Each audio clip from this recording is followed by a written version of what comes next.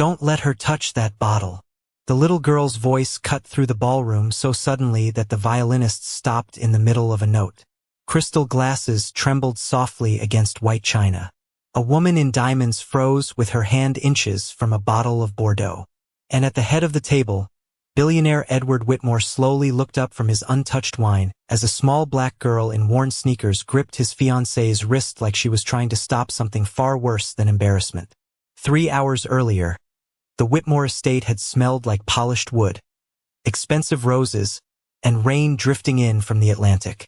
Staff moved quietly through the mansion carrying silver trays and folded linen napkins, while black SUVs lined the circular driveway outside.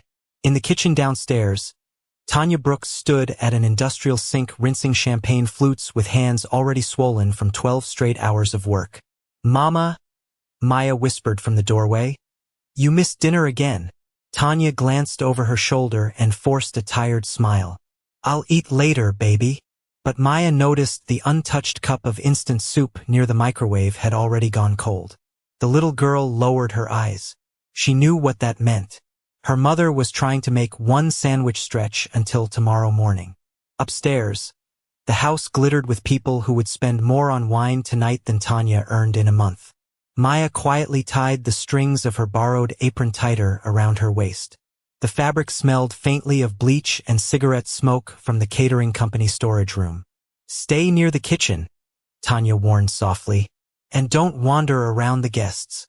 Maya nodded, though her attention drifted toward the service hallway, where servers carried bottles into the dining room. She had seen men in tuxedos before on television. But not like this. Not inside a mansion with ceilings so high they disappeared into shadow. Not beside women whose voices sounded soft even when they were cruel. Around 7:30, rain began tapping against the narrow windows beside the pantry. Maya was stacking bread plates when the lights in the cold storage room flickered once. Someone was inside. She only noticed because most of the staff had already moved upstairs for the first course. Maya carried an empty tray toward the pantry, then slowed when she heard a woman speaking under her breath. "After tonight," the voice murmured, calm and smooth, "everything finally becomes manageable." Maya frowned. The pantry door was slightly open. Through the narrow gap, she saw Celeste Harrington standing beside a metal counter under the cold white lights. The billionaire's fiancé wore a silver gown that shimmered every time she moved. One hand held a wine bottle. The other held something small and white. Maya could not see clearly at first. Then Celeste twisted the bottle open and emptied the contents of a tiny silver-capped vial into the wine. Maya stopped breathing. Celeste rolled the bottle slowly between both palms, not shaking it, mixing it. Then she took a folded napkin and carefully wiped the neck of the bottle before placing it back into the serving tray. Maya stepped backward too quickly. Her shoe brushed a cardboard box. The sound was small, but Celeste turned immediately. Their eyes met through the crack in the door. For one long second, neither of them moved. Then Celeste smiled. It was not an angry smile. That frightened Maya more. "Sweetheart," she said softly, "how long have you been standing there?" And when Maya couldn't answer, Celeste slowly slipped something into the pocket of the little girl's apron without taking her eyes off her face. Celeste's fingers lingered inside Maya's apron pocket for 1 second longer than necessary. Then she stepped closer beneath the humming white pantry light and spoke in the same soft voice rich people used when they wanted witnesses to think they were kind. "You've been helping your mother tonight, haven't you?" Maya said nothing. Celeste smiled gently, but her eyes stayed cold. "That's a lot of responsibility for a little girl." Behind her, the open refrigeration units breathed steady streams of cold air into the room. Bottles clinked softly somewhere deeper in storage. Maya could still smell the wine, and underneath it now something bitter, like crushed medicine. Celeste tilted her head slightly. "You didn't see anything important in here," she said, "right?" Maya felt the edge of something thick inside her apron pocket. Paper. Money, maybe. Her stomach tightened instantly. Upstairs, faint laughter drifted down from the ballroom. Rich people laughing while her mother skipped another meal upstairs in borrowed kitchen shoes with holes near the soles. Celeste's expression softened even more when Maya didn't answer. "Your mother works very hard," she continued quietly. "I'd hate for anything to make her lose this opportunity." Then she reached past Maya and calmly picked up the bottle from the metal counter. "Now go help with the bread service." She walked out before Maya could move. For several seconds, Maya stayed frozen beside the pantry shelves. Then she shoved her hand into the apron pocket and pulled out a thick cream-colored envelope sealed with a gold sticker from the Harrington Foundation. She opened it just enough to see stacks of $100 bills inside. Her breathing turned shallow. Downstairs in the staff laundry room, an old washing machine rattled loudly against the tiled floor while Tanya folded table linens under the flickering fluorescent light. Maya hurried in and closed the door behind her. "Mama." Tanya looked up immediately. "What's wrong?" Maya held out the envelope. Tanya frowned. "Where did you get that?" "She gave it to me." Tanya opened the envelope and her entire face changed. "Lord," she whispered. Maya watched her mother count the money once without meaning to. Rent, groceries, the overdue electric bill sitting folded beside the detergent box at home. It was all there in Tanya's eyes for one dangerous second before she closed the envelope again. "What did she say to you?" Maya hesitated. "She said I didn't see anything important." Tanya slowly sat down beside the humming dryer. "Maya," she said carefully, "did you go somewhere I told you not to go?" Maya nodded once. Tanya rubbed both hands over her tired face. "Baby, people like this?" She stopped herself. Upstairs, a burst of applause echoed through the ceiling. Tanya lowered her voice even further. "You stay away from trouble in houses like this because trouble never lands on people with money." Maya stared down at the envelope. "But she put something in his bottle." Silence filled the tiny laundry room. The washing machine thumped heavily beside them. Tanya looked toward the door instinctively even though nobody was there. "You sure?" Maya nodded immediately. She wiped the bottle after. Tanya's face lost color. Then, very carefully, she stood and locked the laundry room door. "Listen to me," she whispered. "You do not repeat that upstairs. Not until we leave this house." Maya looked confused. "But what if he drinks it?" Tanya swallowed hard. Before she could answer, her old flip phone buzzed against the metal folding table. One new bank alert flashed across the cracked screen. "Payment delayed. Catering account temporarily frozen." Tanya stared at the message in silence. Then Maya noticed something else lying beside the phone. A printed catering invoice from Harrington Events. Across the bottom, under Tanya Brooks' unpaid hours, someone had handwritten 2 words in red ink. "Keep compliant." The words stayed on the invoice like a warning no one meant for a child to read. Keep compliant. Maya did not know every adult meaning behind it, but she knew the shape of a threat when she saw one. Tanya folded the paper once, then twice, as if making it smaller might make it safer. "Put the envelope back where she won't find it," she whispered, "and stay beside me until this dinner is over." But Maya's eyes had already moved to the service hallway. A waiter in a black vest hurried past carrying the Bordeaux on a silver tray, the same bottle Celeste had wiped clean under the pantry light. "Mama," Maya said. Tanya caught her wrist. "No, upstairs." The dining room had gone golden with candlelight. Edward Whitmore sat at the head of the long table, surrounded by donors, board members, and people who laughed before he finished speaking. Celeste stood behind his chair, one hand resting lightly on his shoulder, her smile polished enough to hide almost anything. Maya stepped into the room carrying a basket of warm rolls, though she was not supposed to be there. Her hands were steady. Her heart was not. She saw the bottle placed near Edward's glass. She saw Celeste glance toward the kitchen doors. For half a second, Celeste's smile cracked. Then it returned softer than before. "Sweetheart," Celeste said, loud enough for the table to hear. "You must be lost." A few guests chuckled. Edward looked up, more confused than angry. "Who is this child?" he asked. Celeste answered too quickly. "One of the kitchen staff's daughters. I'm afraid she's been wandering." Maya reached into the pocket of her apron and felt the folded envelope still there. the gold sticker pressed against her fingertips. She could have stayed quiet. She could have kept it. Her mother's rent was folded inside that envelope. So was the electric bill. So was 1 month of breathing. Celeste lifted the wine bottle. "Let's not embarrass her," she said gently, already turning the label toward Edward. "I'll pour." That was when Maya crossed the room. Not running at first. Walking fast. Small shoes silent against the expensive rug. Celeste's fingers closed around the neck of the bottle, and Maya grabbed her wrist with both hands. "Don't let her touch that bottle." The dining room froze. Someone's fork slipped against a plate. Edward's eyes narrowed, not yet believing, but no longer relaxed. "Let go of her," Celeste said, her voice still calm, but lower now. Maya did not. "She opened it at 7:30, Maya said, "before the first course.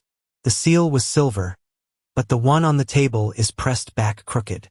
Edward looked at the bottle. For the first time, he saw the thin, uneven edge where the foil had been smoothed by hand. Celeste's thumb shifted quickly over that exact spot, trying to cover it. Celeste's thumb stayed over the damaged foil for only a moment before she laughed softly and eased her wrist free from Maya's grip. "Edward," she said with careful embarrassment, "I think the poor child is frightened." The guests relaxed just enough to smile again. A woman in pearls lifted her champagne glass and whispered something behind her hand. At the far end of the table, one of the board members muttered, "This is exactly why private events need tighter staffing." Maya suddenly became aware of every expensive face in the room looking at her shoes, her apron, her hands still trembling near the bottle. A tall man in a navy suit stepped forward from beside the fireplace. Marcus Hale, Edward's chief legal counsel. Silver hair, calm eyes, the kind of man who could make cruelty sound reasonable. "Mr. Whitmore," he said quietly, "perhaps we should let the kitchen manager handle this privately." He looked down at Maya, not unkindly. "You're a brave little girl for speaking up, but accusations in a room like this can damage people unfairly." Maya swallowed hard. Celeste lowered her eyes at exactly the right moment, as though she were the injured one now. "I understand she's confused," Celeste said softly. "Her mother has been under financial stress. Maybe she overheard something and misunderstood." Edward remained seated, one hand still resting beside the untouched wine glass. He was not defending Maya, but he was no longer drinking either. Marcus noticed that immediately. "Edward," he continued carefully, "there are donors here tonight, reporters outside. If this escalates over a child's misunderstanding, the story becomes impossible to contain." Another guest nodded in agreement. "And if staff members start thinking they can accuse people publicly." The sentence trailed off politely, but the meaning stayed in the room. Maya felt herself shrinking under the chandeliers, under the portraits, under the weight of people who spoke like money itself gave them the right to decide what truth sounded like. Tanya appeared in the doorway then, breathless and pale. "Maya," she whispered sharply, "come here." Maya turned toward her mother but did not move yet. Celeste stepped closer to Edward's chair and lightly touched the back of it. "Darling," she said gently, "please, let's not humiliate this child any further." Her voice sounded warm enough to fool almost anyone. Almost. Edward's eyes drifted back to the bottle, then to Maya. "You said she opened it at 7:30, he said quietly. Maya nodded once. "How do you know the time?" Several people exchanged small amused looks, already expecting the story to fall apart. But Maya answered immediately. "Because the weather report started on the TV in the laundry room." She looked directly at Edward now. "The man said heavy rain would hit Newport at 8 o'clock. Edward's expression shifted slightly, very slightly, and Maya tightened her fingers around the edge of her apron. "And the kitchen clock was broken." Silence. It kept blinking 7:30 over and over. Tanya looked down suddenly. Marcus folded his hands together. "That still proves nothing." "No," Maya said softly. "But the pantry camera points at the hallway clock." Edward's eyes narrowed. Celeste's smile flickered for the first time that night. Just a flicker, barely there. But Maya saw it, and so did Edward. Then Celeste reached for the wine bottle again, carefully this time, only to stop halfway when Edward finally spoke. "Interesting," he murmured.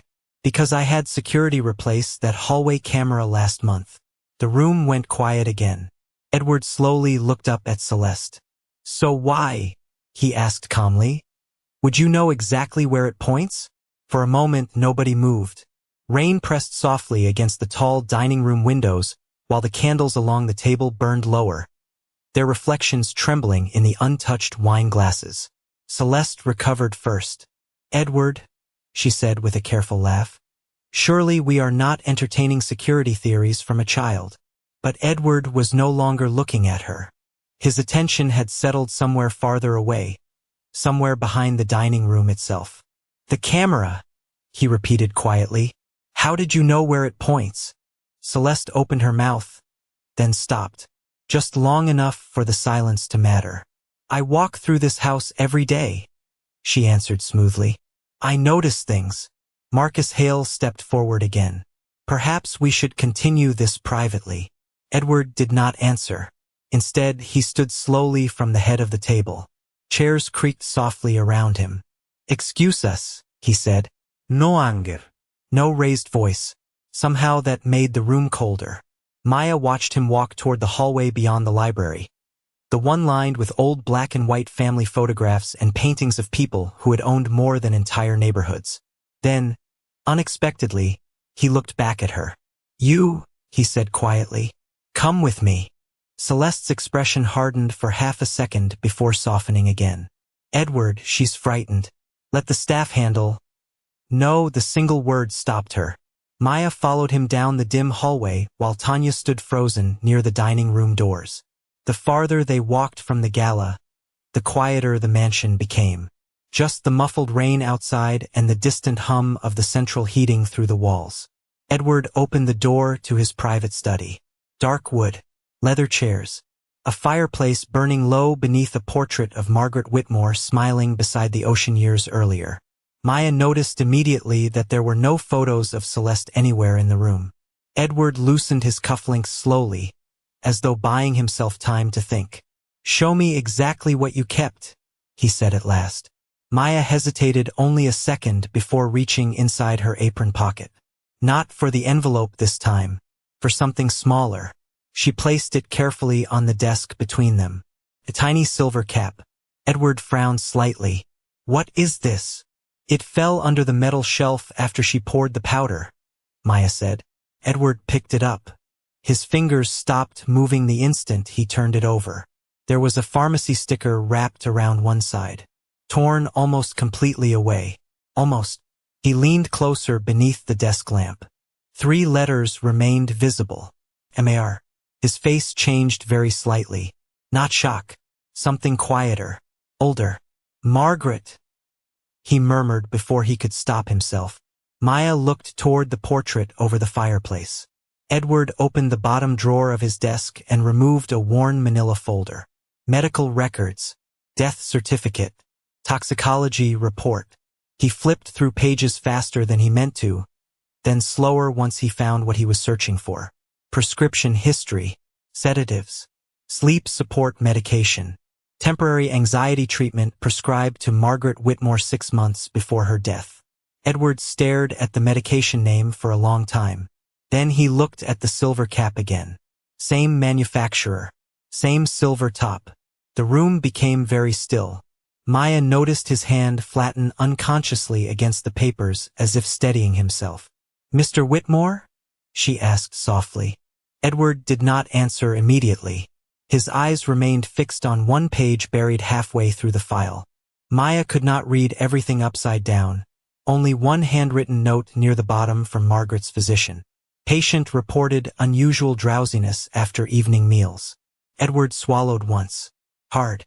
Then, without looking up, he asked the question almost to himself. Why would Celeste still have Margaret's medication? Edward remained motionless behind the desk long after the rain had softened outside the study windows. The silver cap rested beside Margaret's medical file under the amber glow of the desk lamp, small enough to disappear beneath 2 fingers, heavy enough now to change the shape of memory itself. Maya stood quietly near the fireplace. She did not interrupt him. She only watched the flames reflect against the glass covering Margaret's portrait. Finally, Edward closed the folder carefully instead of snapping it shut the way angry people did. That frightened Maya more somehow. He picked up his phone and pressed one contact without hesitation. "Nathan," he said when the line answered. "I need you to come back to the house tonight." A pause. No. "Not tomorrow." His voice stayed calm, controlled. "And bring me a private toxicology lab contact." He ended the call before questions could start. Maya shifted slightly beside the fireplace. Edward looked toward her for the first time in almost a minute. "You should have kept the money," he said quietly. Maya shook her head immediately. "My mama would know." Edward studied her face. "Most adults wouldn't have brought it back." Maya looked down at her worn sneakers. "That money wasn't for helping us." Her voice stayed soft. "It was for making us quiet." Something moved behind Edward's expression then. Not pity. Recognition, maybe. The old kind that hurt. Downstairs somewhere deep in the mansion, a spoon clinked lightly against china. Someone in the kitchen laughed for half a second before the sound disappeared again. Ordinary noises inside a house that suddenly no longer felt ordinary. Edward walked to the built-in cabinet beside the fireplace and removed another file box. Older records. Personal records. He carried it to the desk and began searching through years of documents with slow precision. Boarding passes, insurance reports, medical invoices, calendar printouts Margaret used to keep organized with handwritten notes in blue ink. Maya noticed his hands stop over one folded paper. A hospital billing statement dated 3 weeks before Margaret died. Edward stared at it silently.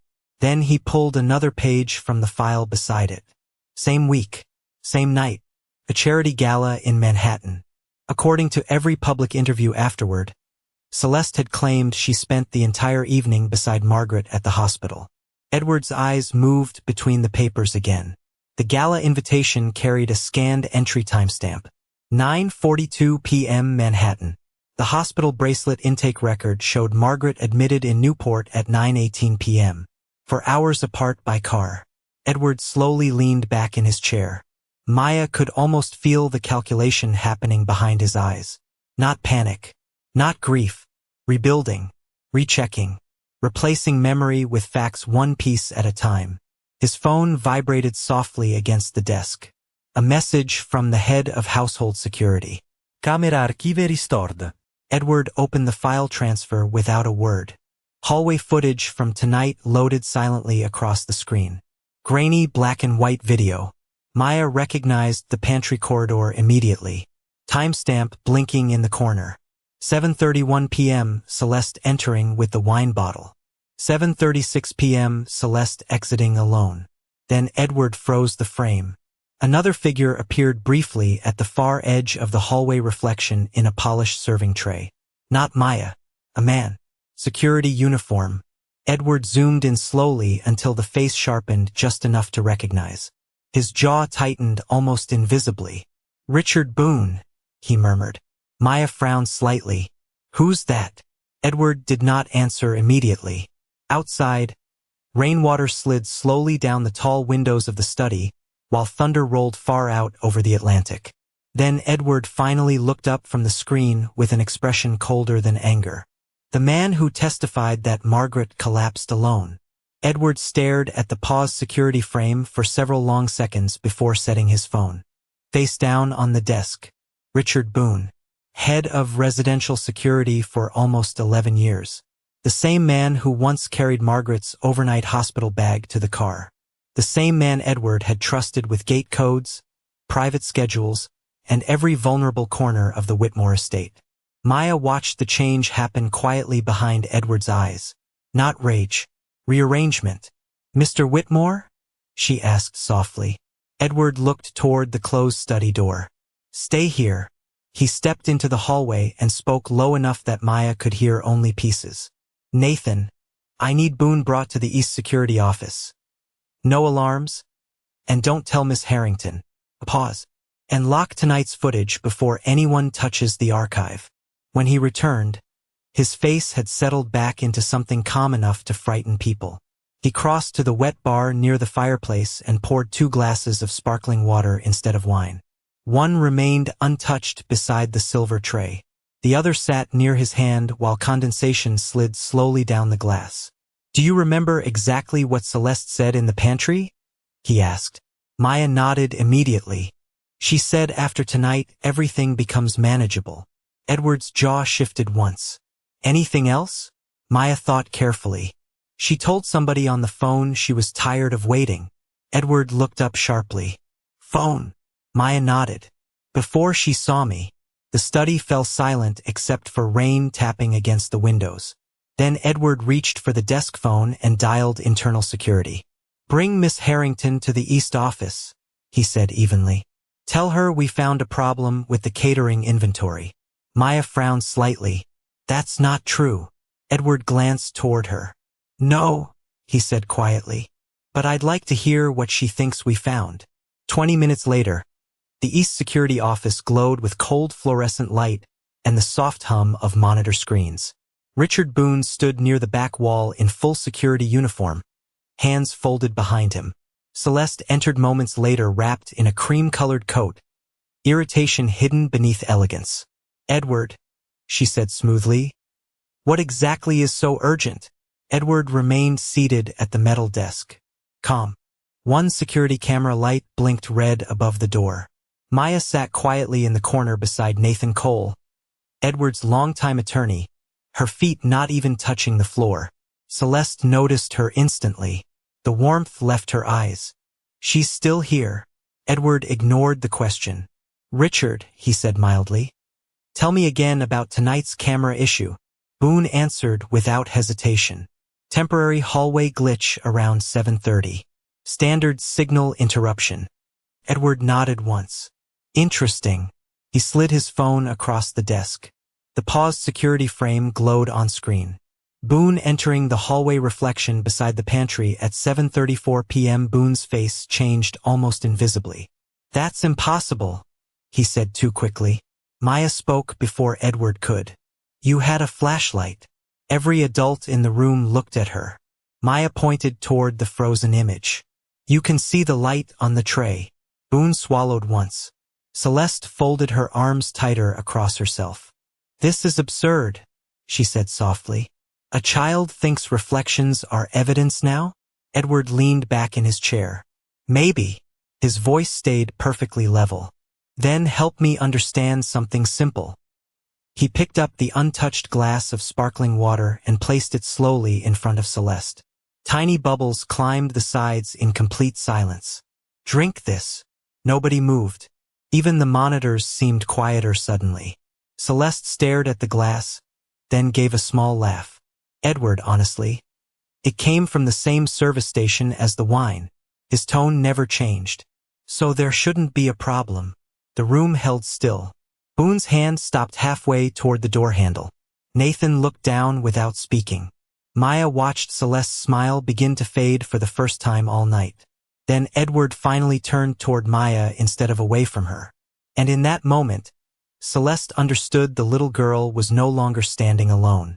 Celeste stared at the glass of sparkling water for 3 long seconds without touching it. Tiny bubbles continued rising through the clear liquid, while the red security light blinked slowly above the office door. Richard Boone shifted beside the wall, but this time even he avoided looking. Directly at her. "Edward," Celeste said softly, "this is becoming insulting." Edward folded his hands together on the desk. "Calm. Still. Then drink it."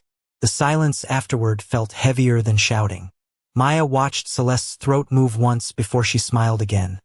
Smaller now. "You don't seriously believe this child?" "No," Edward replied quietly. "I believe patterns." Nathan Cole glanced toward him sharply. Edward continued without raising his voice. "Missing footage. Contradictory timelines. Medication connected to Margaret's records." Celeste's face changed at Margaret's name. Just slightly, but enough. Maya saw it. Edward saw it too. Then Maya remembered something suddenly. Her eyes widened. The phone. Everyone looked toward her. Maya reached into the pocket of her apron again, fumbling past the folded envelope until she found the cracked old phone she sometimes used for games when Tanya brought it home from Lost and found bins after catering events. "I forgot," Maya whispered. "It recorded when I dropped it." Celeste moved before anyone else did. "Give me that." Her voice cracked sharp for the first time all night.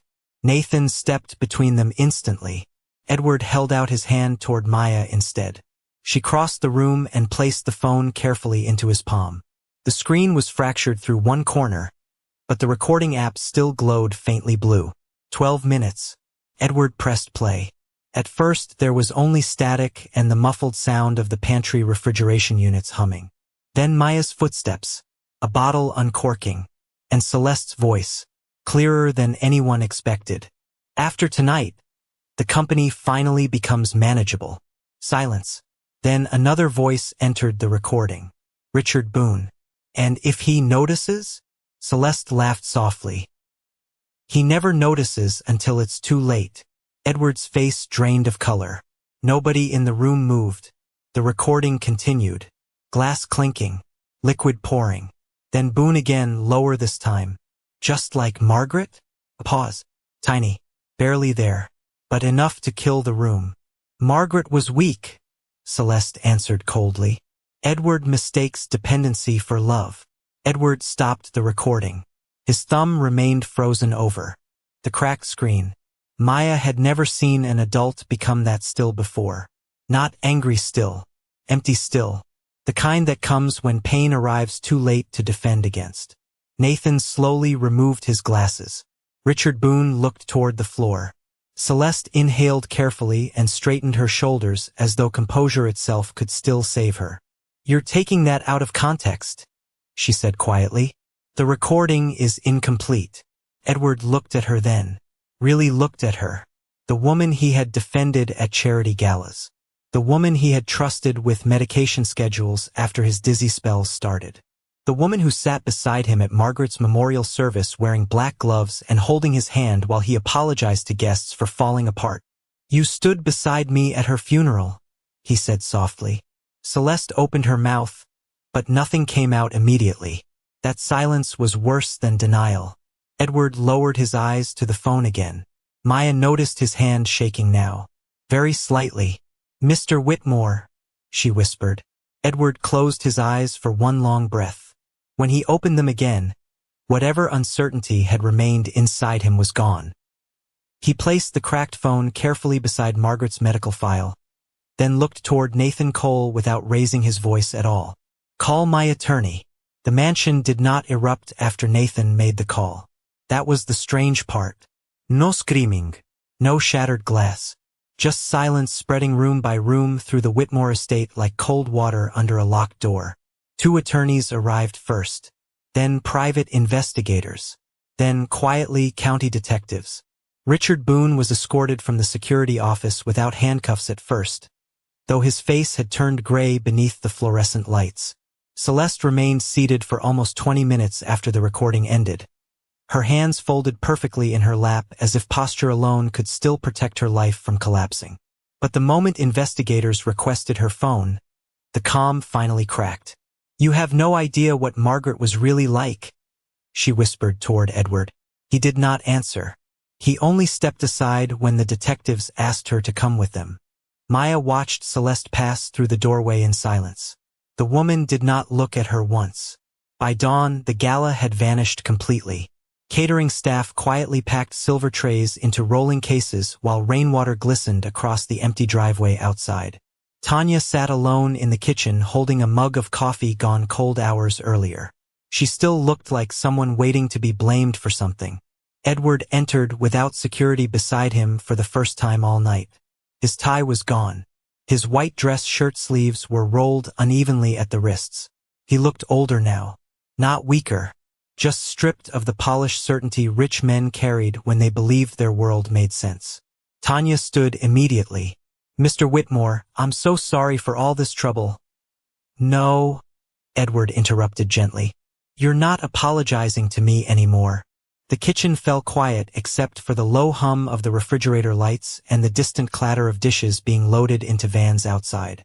Edward placed a folder carefully on the steel counter between them. Payroll reports, delayed payments, contractor violations tied to Harrington events. Tanya stared at the pages in disbelief. She froze wages, Edward said quietly, across multiple staff teams. His jaw tightened once. Under my name. Tanya lowered herself slowly back into the chair. Maya sat beside her, swinging tired legs beneath the stool, still wearing the oversized apron from the night before. Edward looked toward the little girl. You protected evidence better than half the adults in this house. Maya shrugged slightly. I just didn't want anybody else to get hurt. That answer stayed with him longer than she realized. Over the next 2 weeks, the Whitmore Foundation publicly severed all ties with Celeste Harrington.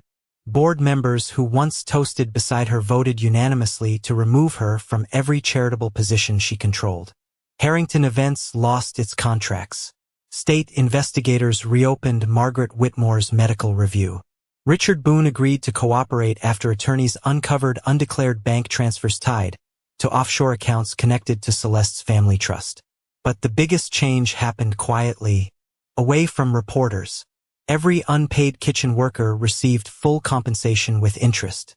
Health insurance policies that had lapsed under fraudulent contractor classifications were restored.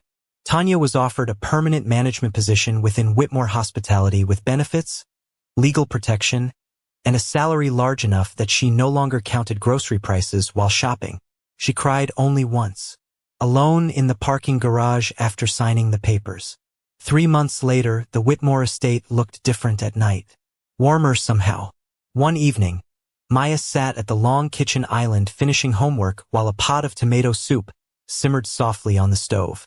Rain tapped lightly against the windows again, but now the sound felt peaceful instead of dangerous. Edward entered carrying a framed photograph under one arm. Margaret Whitmore smiling beside the ocean. He set the frame carefully back onto the shelf in the study where it belonged. Not hidden in a file box anymore. Maya watched him from the doorway. Does it still hurt? She asked softly. Edward looked at the photograph for a long moment before answering. Yes, he admitted. But now I know I wasn't crazy for noticing something was wrong. Maya nodded like she understood more than a child should. Edward noticed the old cracked phone still sitting beside her schoolbooks. You kept it, he said. Maya smiled faintly. It tells the truth.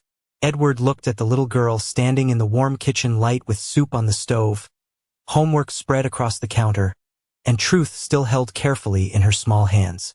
And for the first time in years, he understood that power had not saved him that night. Someone the world barely noticed had.